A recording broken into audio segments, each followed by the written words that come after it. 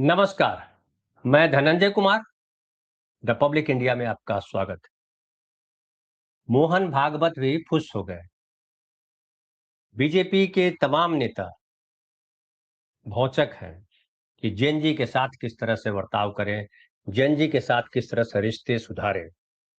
नरेंद्र मोदी ने इंस्टाग्राम का इस्तेमाल किया कि जेन जी के साथ वो संवाद कर सकेंगे, जेन जी को अपने पक्ष में कर सकेंगे, लेकिन वो भी फ्लॉप हुआ। नरेंद्र मोदी का जेन जी ने खूब मजाक उड़ाया। उनके वीडियोज को लेकर के कई सारे बच्चों ने वीडियोज बनाए, लोगों ने वीडियोज बनाए, और ऐसा कहा जा सकता है कि नरेंद्र मोदी पर उल्टी पड़ी। नरेंद्र मोदी और अमित शाह दोनों संसद से गायब हैं। वो चाहे बच्चों पर लाठी चलाने की बात हो, पैलेट गन चलाने की बात हो, या चढ़ावा चोरी की बात हो, शिक्षा की बात हो, तमाम मसलों पर नरेंद्र मोदी फ्लॉप रहे। नरेंद्र मोदी की बातें अब चल नहीं पा रही है। गटर मीडिया भी हर तरफ पिटता दिखाई पड़ रहा। देखिए, रांची में जो आंदोलन चल रहा है वहां भी गटर मीडिया की पैठ नहीं है। मैं देख रहा था, सौरभ द्विवेदी जो अभी इंडियन एक्सप्रेस के हिंदी में है, लल्लन टॉप छोड़ करके आए हैं, उनसे भी आंदोलनकारी भिड़ गए।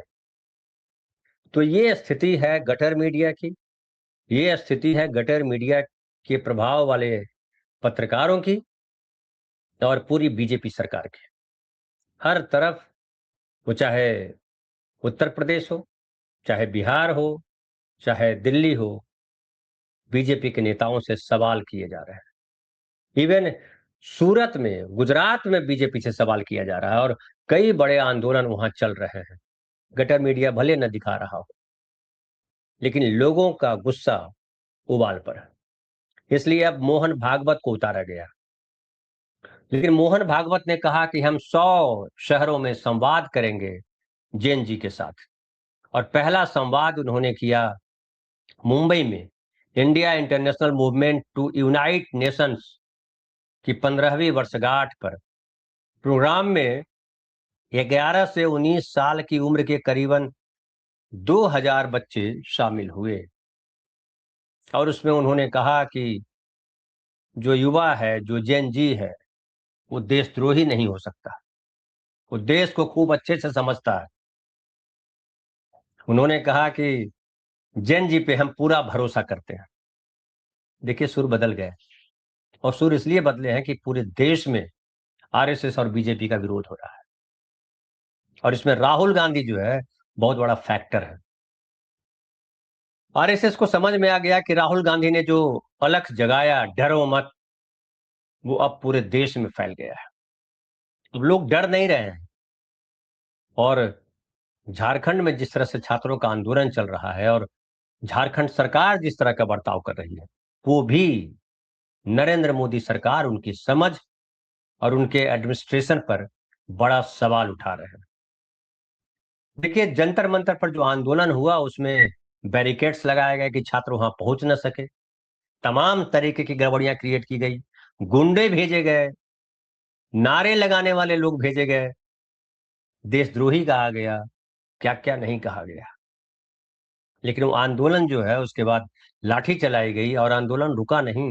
कई बच्चे, जो मैं बार बार कह रहा हूं कि कई युवा पुलिस के सामने खड़े हो गए कि जितनी लाठियां मारनी है मार लो। मैं बार बार कह रहा हूं कि ये मुझे याद दिलाता है जो हमने कहानी पढ़ी है चंद्रशेखर आजाद की। हर लाठी पर तब तक, जब तक वो बेहोश नहीं हो गए, वो भारत माता की जय बोलते रहे। हम सब ने पढ़ा है ये, बच्चों ने भी पढ़ा है, और ये रोमांच पैदा करने वाला है। बच्चों को रोमांचित करता है, डराता नहीं है। उसको लगता है कि उसके सामने लड़ने का एक अवसर आया है, वो छोड़ेगा नहीं। और इसलिए पूरे देश में न केवल जेन जी बल्कि जेन अल्फा भी आंदोलन, बिहार के कई शहरों से, बिहार के कई स्कूलों से खबर आ रही है कि बच्चे जो है वो अपनी जो स्कूल में गड़बड़ियां हैं उसके खिलाफ आवाज उठा रहे हैं। तो दिल्ली से लेकर के बिहार के सुदूर गांव तक बच्चे जो है आंदोलनरत।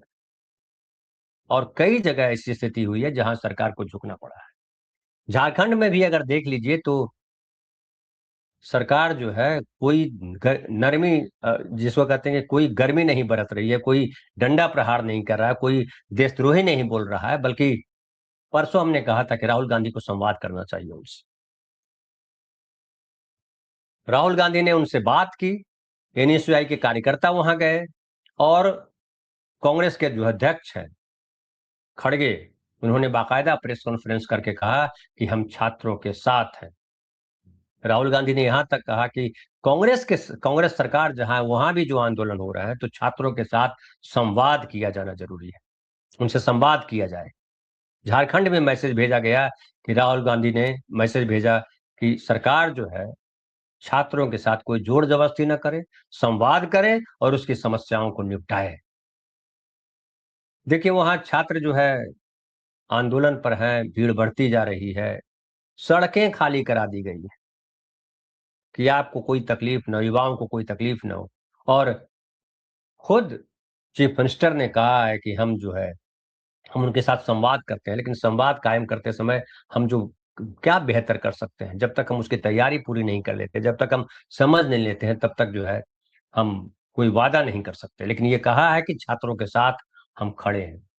तो ये जो देश भर में बदला हुआ स्वर है, उसकी आंच, उसकी गर्मी नरेंद्र मोदी तक और भागवत तक पहुंच गई। उनको अब पता चल गया कि उनका जो नैरेटिव चला करता था, आप याद कीजिए किसान आंदोलन को, आप याद कीजिए एनआरसी सीए आंदोलन, उनको देशद्रोही करार दिया गया, उनको क्या क्या नहीं कहा गया।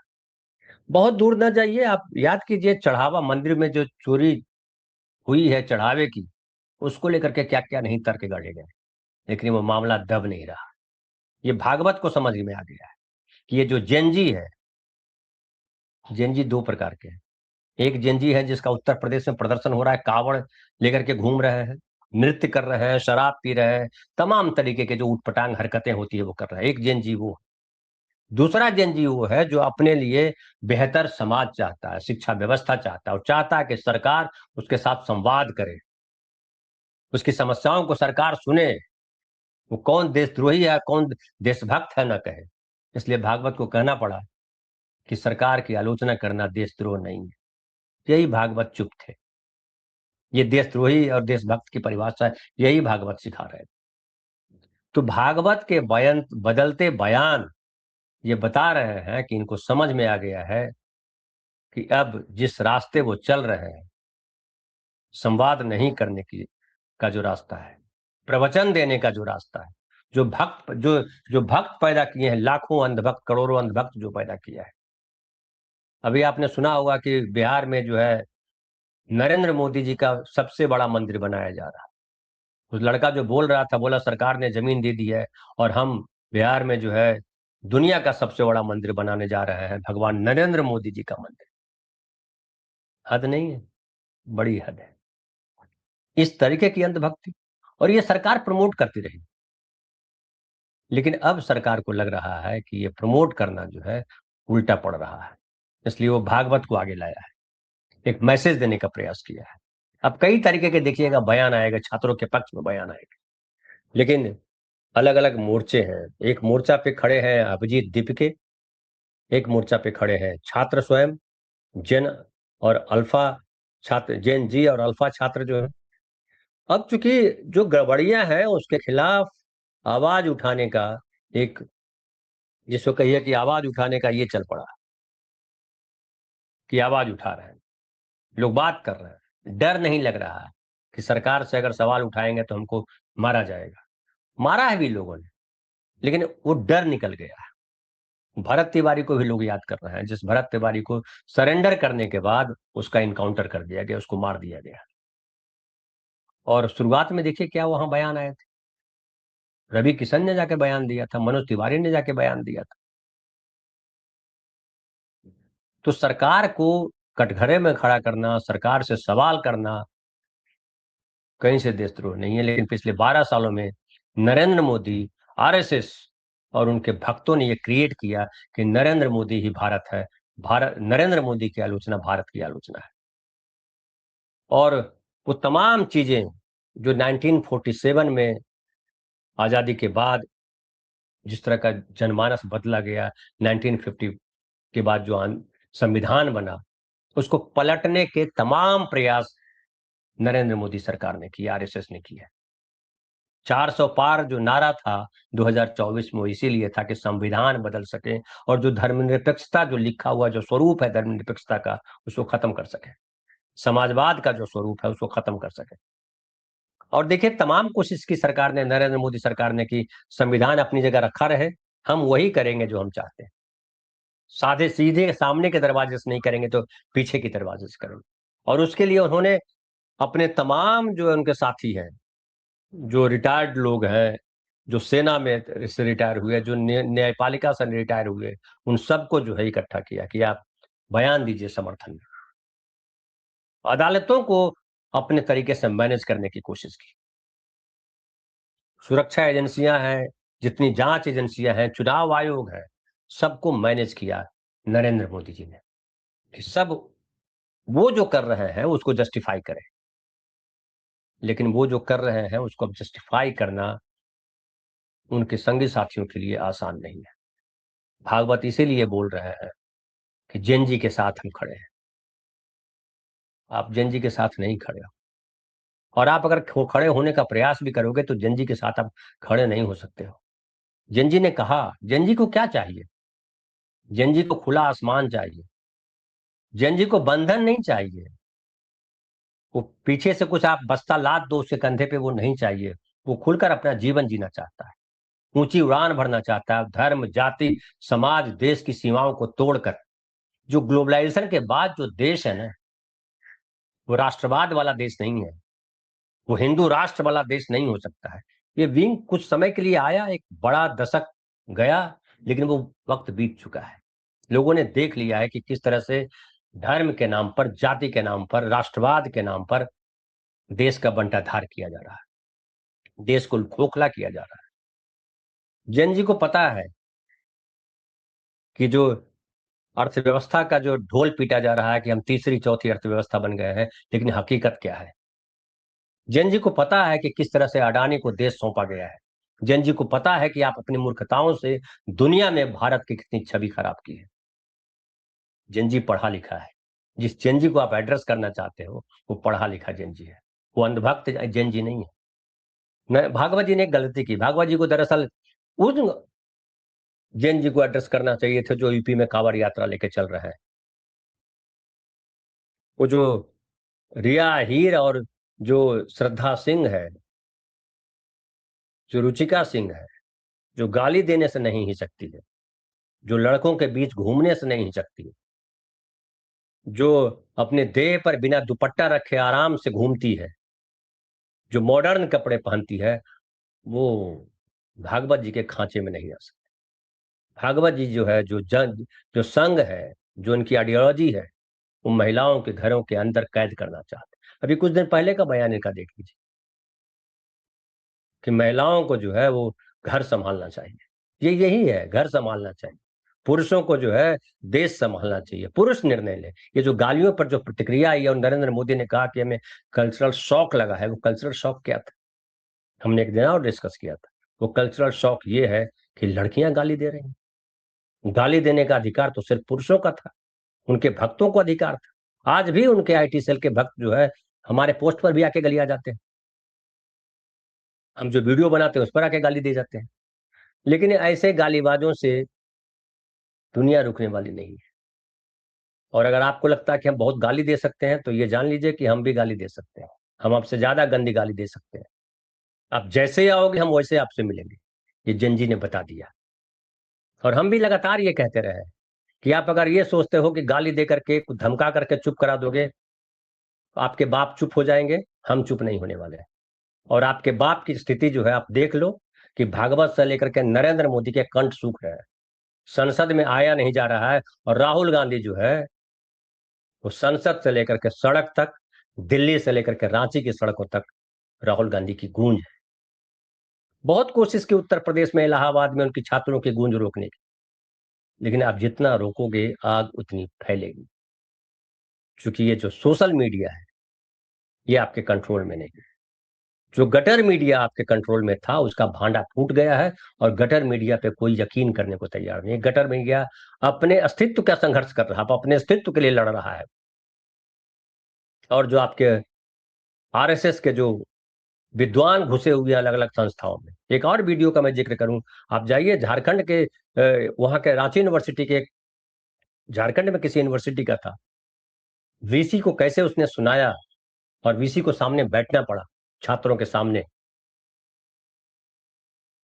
तो वो जो है दौर नहीं है जहां आप डंडे के बल पर धमका करके परेशान करके आप बाजी मार दोगे, क्योंकि आप सब कर चुके हैं, जितना कर सकते थे कर सके। पढ़ाई चौपट कर दी, स्वास्थ्य व्यवस्था चौपट कर दिया, बोलने तक की आजादी छीन ली। कोई आपका विरोध न करे, वो किसान हो, वो छात्र हो, मजदूर हो, और सबको रौंदा, झूठे वादे किए, धोखा दिया। ये जेनजी जान गया है, जेनजी पहचानता है। कल एक प्रोग्राम में हम थे, जगदीश्वर चतुर्वेदी सर जो हिंदी के हेड ऑफ द डिपार्टमेंट रहे कलकत्ता यूनिवर्सिटी की, बड़ी अच्छी बात कर रहे थे कि ये जो जेनजी है और जो ये स्मार्टफोन है, उसने प्रोफेसरों की महत्ता को कम कर दिया है। पहले विद्यार्थियों के लिए प्रोफेसर ही जो है स्रोत हुआ करते थे जहां से वो जानकारी हासिल करता था, लेकिन अब उसका स्मार्टफोन जो है पूरी दुनिया की लाइब्रेरी में उसे पहुंचा देता है। तो ये बदलती हुई दुनिया अब मोहन भागवत की पकड़ से बाहर है, नहीं छू सकते। दुनिया आपसे छूट गई है, बहुत आगे निकल चुकी है। हालांकि दुनिया तो 1947 में ही आगे निकल गई थी। आपने लोगों के 100 साल में लोगों के दिमाग पे पर्दा डाल डाल करके आपने 10 12 15 साल शासन कर लिया। इसके आगे आपके लिए रास्ता नहीं। राहुल गांधी के लिए रास्ता इसलिए है कि वो संवाद की बात कर रहे हैं। कोई भी, राहुल गांधी हो या अभिजीत दीपके हो या कोई भी हो, जो आवाम के साथ संवाद की बात करेगा वही आगे देश में चल पाएगा। जो धमकाने वाली भाषा इस्तेमाल करेगा, जो खुद को महान बताएगा, ये जो फौज उतारी 50 100 200 भगवाधारी पहना करके प्रवचन देने वालों की, दिन रात प्रवचन दे रहा है कैसा होना चाहिए आपको, और खुद जो है हथकर्म में डूबा हुआ है आकंठ। तो लोग देख रहे हैं, जेन जी समझ गया है पढ़ाई बहुत महंगी है। जो पढ़ रहे हैं वो जानते हैं कि पढ़ाई का मूल क्या है और पढ़ाई होती क्या है। मंदिर के आगे नाचना जो है धर्म नहीं है, मस्जिद के आगे नाचना धर्म नहीं है। कावड़ यात्रा करना जो है और उसमें लोगों को तकलीफ देना, मारपीट करना धर्म नहीं है। वो जो सरकारें जो आप पे फूल बरसाती हैं, वो बेसिकली वो भी आपको पसंद नहीं करती। वो सरकारें जो है आपका इस्तेमाल करती है, उन लोगों को भी धीरे धीरे समझ में आ रहा है। इसलिए गांव गांव के बच्चे जो है रिएक्ट कर रहे हैं। ये खतरे की सबसे बड़ी घंटी है, न सिर्फ बीजेपी के लिए बल्कि आरएसएस के लिए भी। फिलहाल इतना ही, बहुत बहुत धन्यवाद।